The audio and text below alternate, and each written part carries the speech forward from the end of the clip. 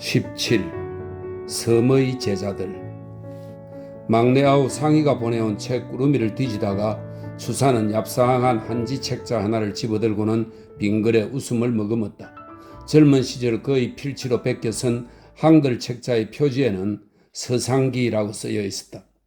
화살은 쏘면 그것은 어쨌건 날아간 자리에 가 있는다더니 그는 젊은 날의 그 봄 햇볕 같은 치기가 눈부셨다.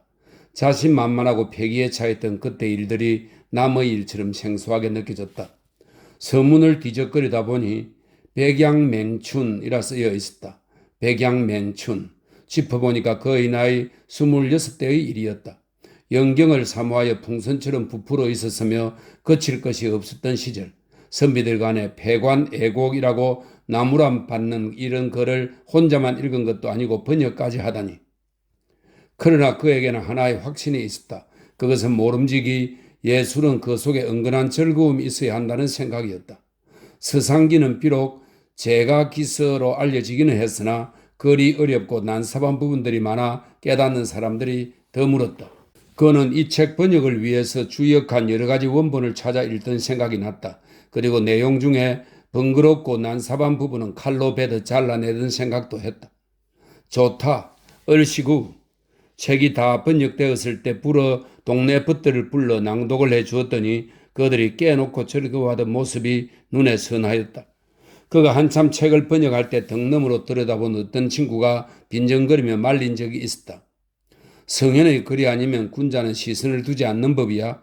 이런 매판 애곡이란 눈에 한 번 스치는 것도 오히려 꺼려야 할 일이거든. 하물며 번역을 하다니. 이 글이 비록 공교롭다면 공교롭지만 마음을 음탕하게 함이 틀림없는 바 이를 어떻게 하려는 게야?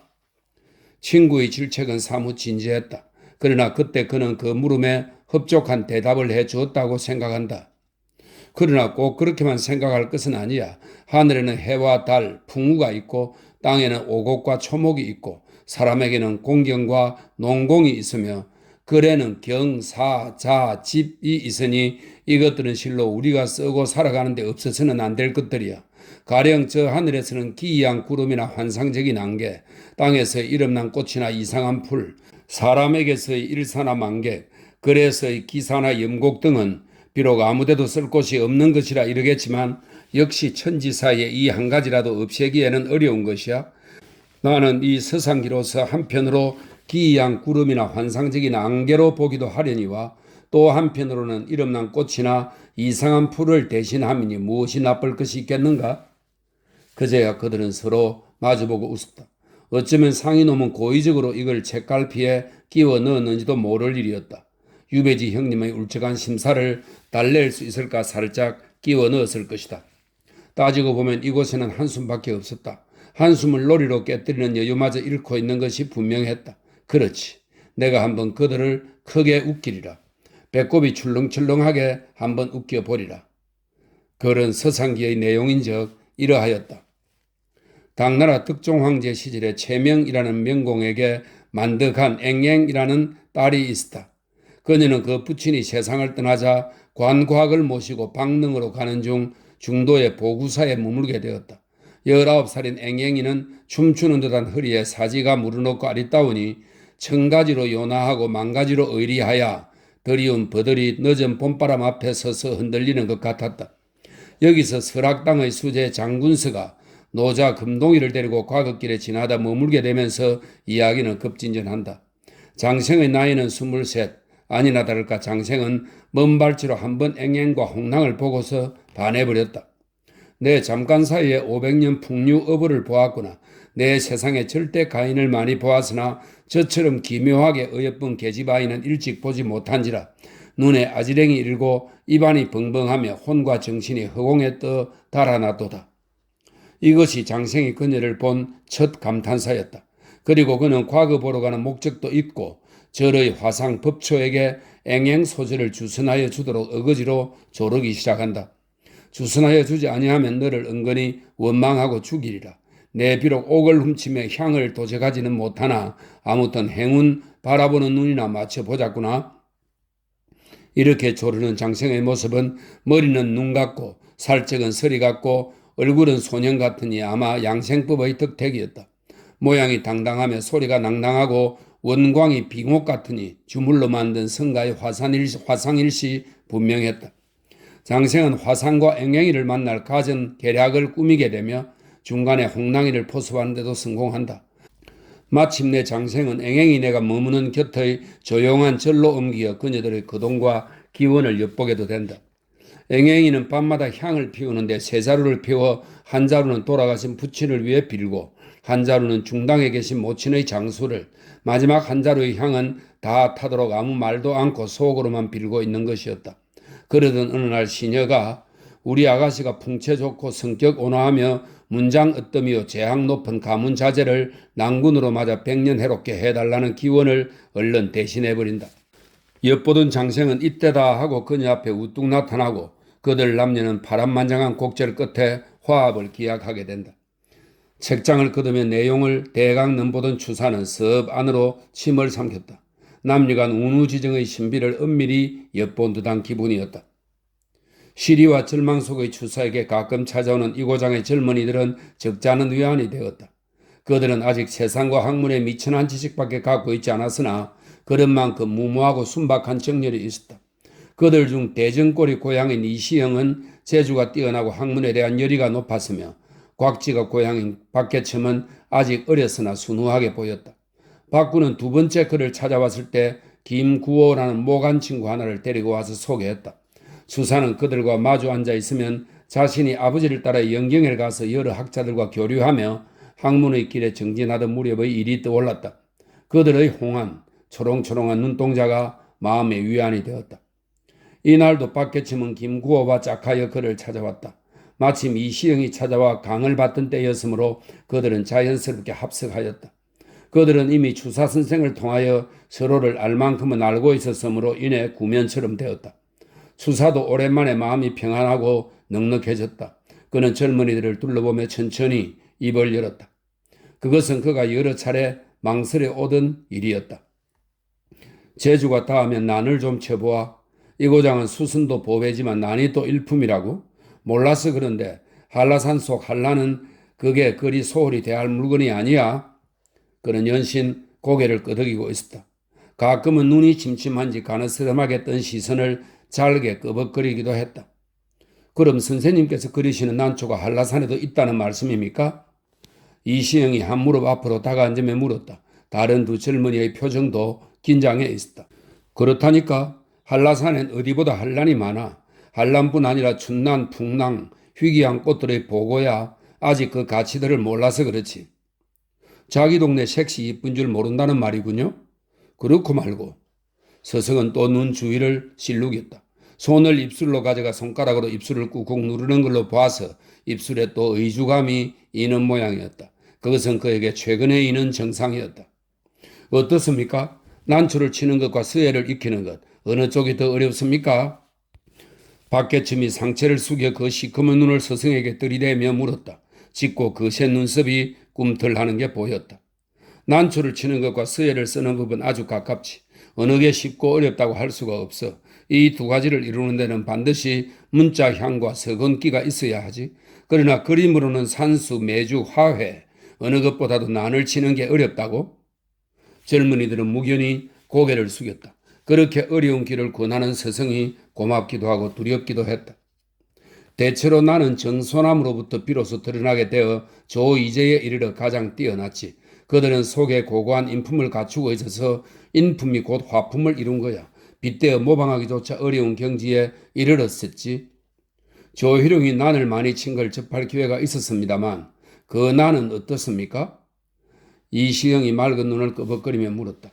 그의 홍안이 붉게 물들어 있었다. 추사는 한참 그를 바라보고 앉아서 턱을 쳐든 듯한 채 아무 말이 없었다. 그리고 꽤 시간이 흐른 뒤에야 입을 열었다.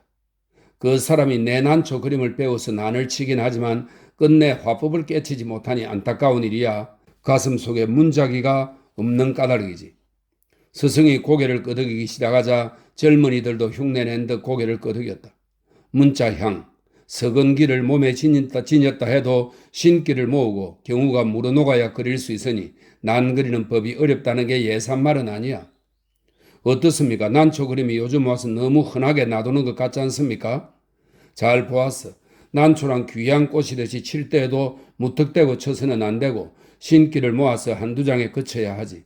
옛사람들도 다른 그림처럼 이때의 여러 폭을 그리지는 않았으니까 자칫하면 그릇됨이 쌓여서 그 그릇됨이 올바른 것보다 성하게 될 수도 있지. 그릇됨이 쌓여서 올바른 것보다 성하게 된다. 젊은이들은 깊이 고개를 끄덕였다. 난을 치거나 서예를 하거나 요는 격길이 없다는 것을 알아두는 일이 중요하지. 글씨의 본을 이제도 구양순, 저수량에게서 찾는 것은 그것이 육조시대의 비판으로까지 올라가고 한 점, 한 삐침, 간가의 법칙까지가 한 가지도 옛 법규를 감히 바꾸지 않은 까닭이야. 이 길을 거치지 않고 곧장 산음에 들려고 하고 함부로 진체를 표방하여 난정선이 황정경이니 하고 일컫는데 이런 것은 모두가 알지도 못하고 날뛰는 짓들이지. 스승의 목소리는 이제 고장고장해지고 가무스름한 눈 가장자리도 색상이 돌아와 있었다. 그것은 그가 자기 이론을 바로 펼 때면 의뢰에 나타나는 버릇이었다. 몸이 지나여 있다가도 일단 이론에 닿으면 눈에 불꽃이 일고 몸에 생기가 돌아왔다.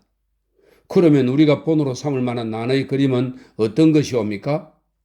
박계침이 눈을 빤히 뜨고 스승을 쳐다보았다. 정사초, 조맹견이 가장 잘하였다는 것은 앞서도 말한 바 있거니와 특히 사초의 노건은 의미심장한 바 있지. 평생 장가도 들지 않고 묵남만 쳤던 이 사람은 송나라가 망하자 난의 뿌리를 들여내어 그려서 오랑캐에게 땅을 뺏긴 울분을 나타내서 친구인 조맹부가 송의 종실이면서 절개를 버리고 원에 벼슬 하자 아예 상대를 안 했다니까. 난을 치는 데는 손재주가 아니라 무엇보다 고결한 정신이 중요하지. 난에 있어 우리 조선에는 손꼽을 만한 사람이 누구겠습니까? 우리나라에서도 선조 대왕의 어화, 묵난은 정사초의 피리가 담겨 있지. 또 석파의 난치는 법도 격식을 벗어나 빼어난 쪽이야. 난을 치는 데에서 저희들이 취할 자세는 어떤 것이 있겠습니까? 좋은 난을 치려면 반드시 옛사람의 좋은 작품을 많이 봐야지. 거기다 난은 먼저 왼쪽으로 치는 법칙을 익혀야 하니까 왼쪽으로 치는 것이 익숙해지면 오른쪽으로 치는 것은 자연히 따라오게 되지. 그러나 무엇보다 중요한 것은 스스로 속이지 않는 일이야. 여기서부터 난치기는 비롯되지. 선생님은 저희들에게는 난치기를 권하시면서 어째서 난을 별로 안 치시는지요? 추사는 잠시 뜸을 들였다.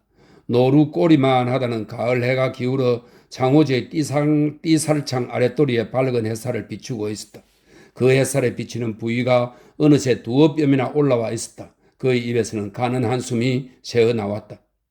고목에서 싹이 나고 찬재에서 불길이 오르기를 기다리는 격이야.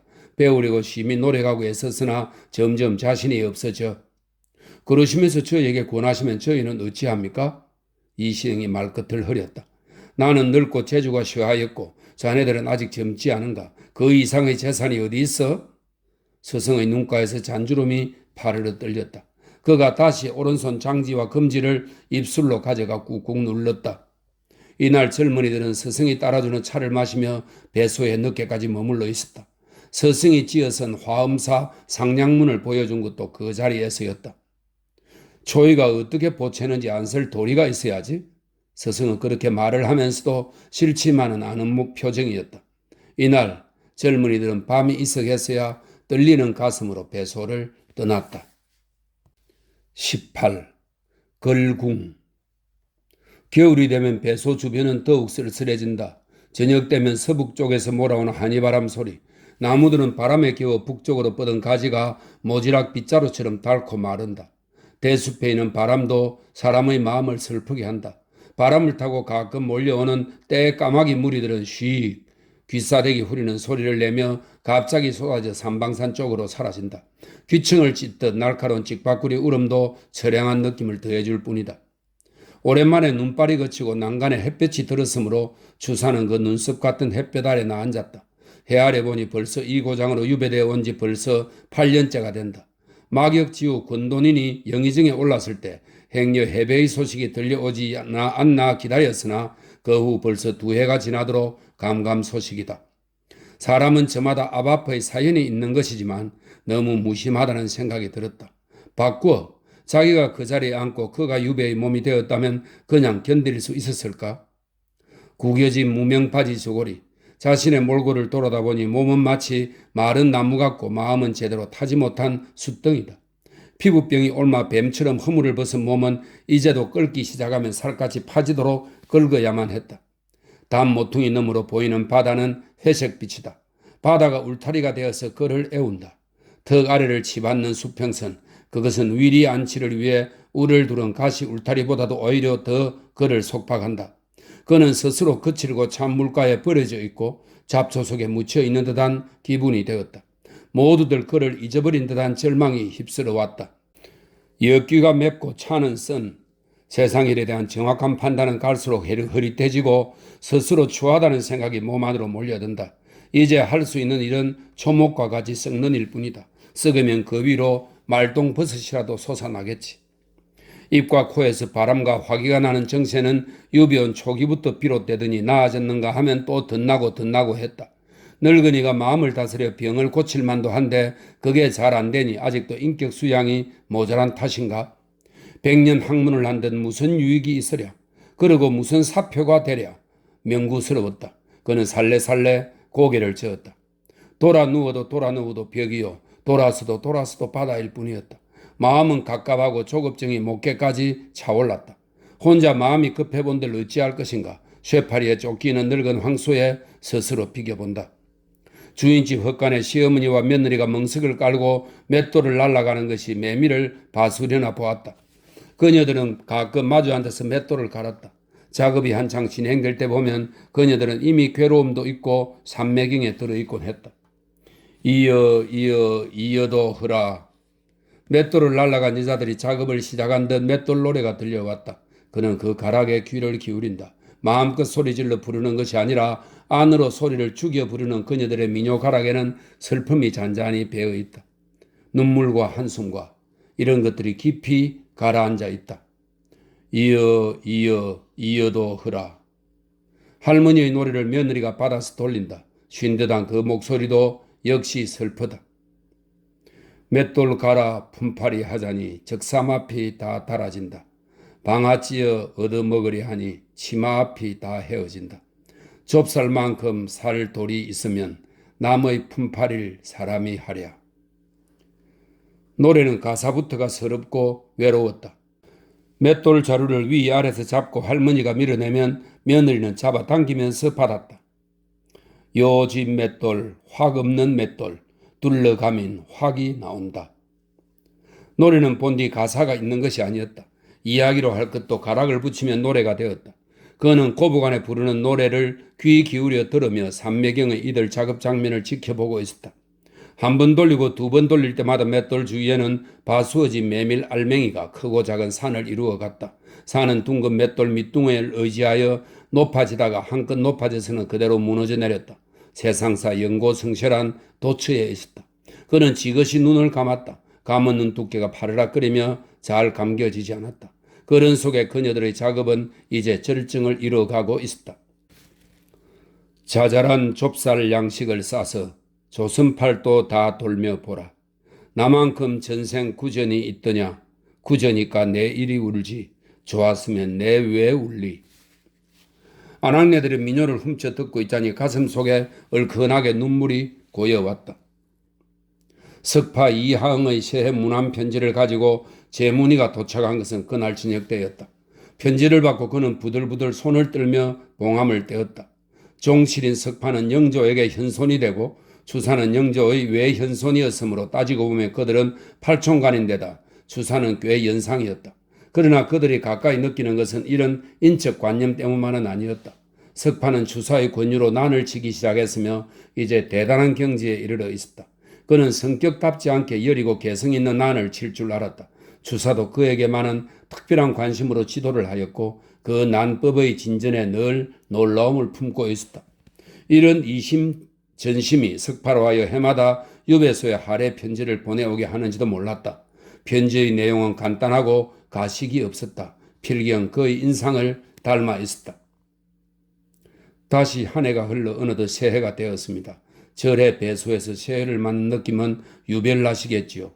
이 아우는 신령님의 도움으로 오래 앓던 병도 다 낫고 몸조리와 난치는 일에 정진하고 있습니다. 요즘 와서 학문의 길이란 더욱 어렵고 아득하다는 걸 깨닫고 있습니다. 가르치심을 저버리지 않고 다만 겸허한 마음으로 정성을 다하여 되풀이할 따름입니다. 생각 같아서는 새처럼 한번 날아가 얼굴이라도 뵙고자 하나 능력 미치지 못함이 한서울 뿐입니다. 쉬지 않고 노력하고 있사오니 옥체 보증하옵소서.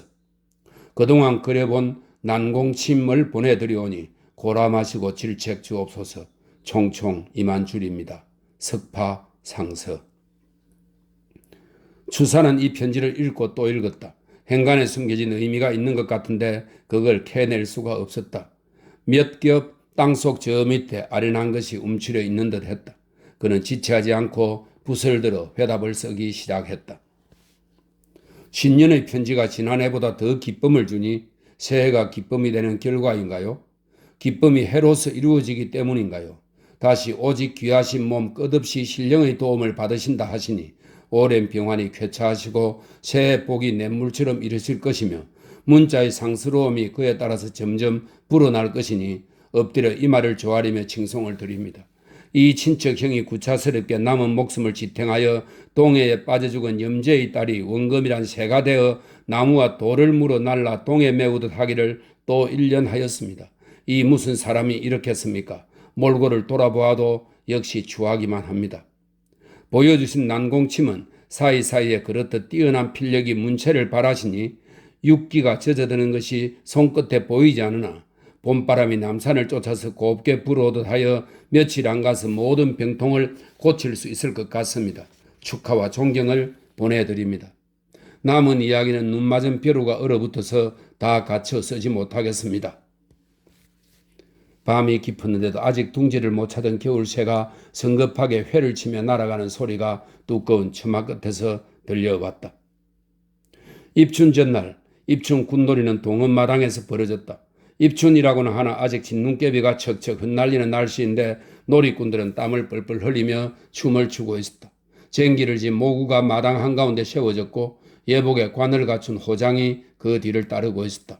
구군복을 갖추어 입은 신방들이 위엄을 부리며 모구를 끌어가는데 그 앞에서는 탈을 쓴 광대와 악기를 갖춘 사내들이 북과 장구를 두드리며 덩실덩실 춤을 추었다.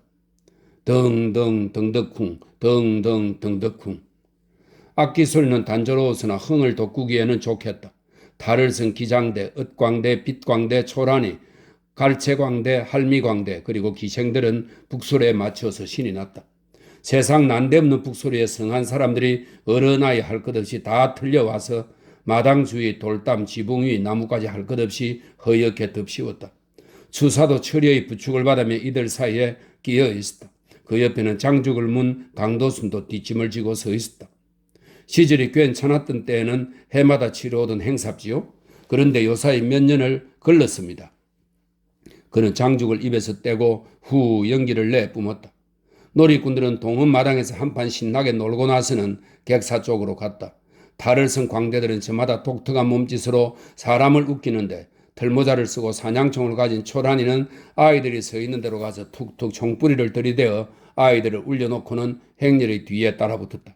행렬을 따라 구경꾼들이 쫓아가고 구패거리가 객사를 돌아오는 사이에 흥은 절정에 이르러 있었다. 그러자 모구를 마당 한가운데 세워놓고 의자에 버티고 앉은 호장이 짐짓 위험 있는 목청으로 신방들에게 호령했다. 우리 모두가 그렇거니와 내 심히 금년 흉풍이 궁금하니 너희들은 이 길로 민가에 흩어져 오곡의 씨앗들을 얻어오느라 내 그것으로 금년 농사를 점치리라. 예이. 광대와 신방들은 함께 소리를 지르고 대답이 끝나자 신방들은 사람 울타리를 헤치고 거리로 나갔다. 그리고 탈춤꾼들과 기생들이 마당을 돌며 춤을 추는 동안 그들은 어디서 얻었는지 바른 구르게 조, 보리, 콩 등 각종 씨앗들을 한 대박씩 얻어가지고 왔다. 호장은 덩실덩실 어깨 춤을 추며 그것들을 받아서 버려진 상위에 차례로 놓았다. 그리고 그중 몇 알갱이를 집어내더니 거기서 염문국과 죽정이를 따로 골라내는 것이었다. 자, 조농사는 풍년이여 열중 여덟이 염은 아리로구나. 얼씨구 자 조 풍년을 위해서 춤을 춥시다. 덩덩 덩덕쿵 북소리는 다시 울렸다. 호장은 두 번째로 보리 알갱이를 집어서 다시 알곡과 죽정이를 골라내었다. 얼씨구 보리는 더 풍년이구나. 10개 중 9이 염은 아리네. 춤 어스 춤이여. 덩덩 덩덕쿵 다시 춤은 벌어졌다. 그는 이렇게 오곡을 모두 같은 식으로 흉풍을 점쳤다. 오곡의 흉풍을 점치고 난 호장은 이번에는 목 위에 쟁기를 메고 밭을 갈기 시작했다.